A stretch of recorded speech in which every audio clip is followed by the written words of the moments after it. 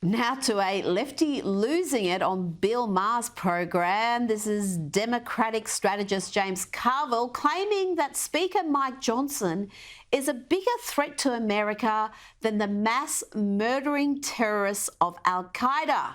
No, really. Mike Johnson and what he believes is one of the greatest threats we have today to the United States. I promise you, I know these people.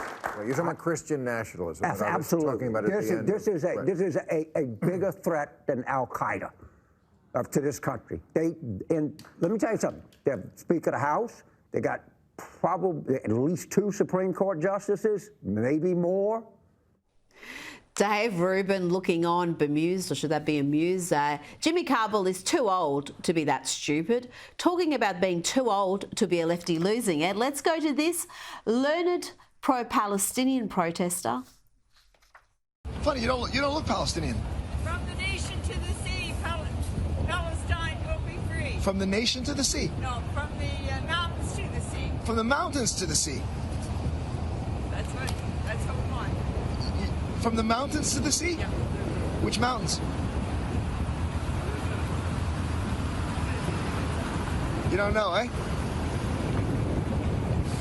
You idiot.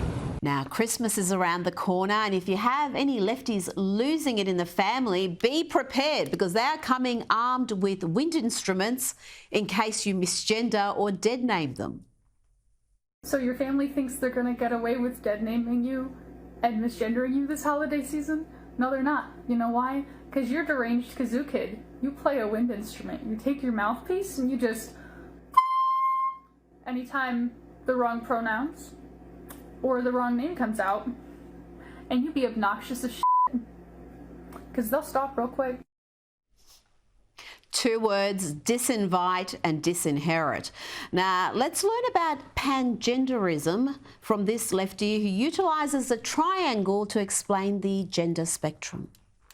So when people talk about gender being a spectrum, most probably picture a line with male on one end and female on the other and non-binary in the middle. But I think a better representation of the spectrum is a triangle with the binary genders, male and female, up there, non-binary genders over there, and agender over here, and most people are going to fall somewhere within this triangle. The prefix pan means, in brief, all. So a pangender person, instead of being inside of this triangle, ends up being a circle around the She's in the circle around the triangle. What?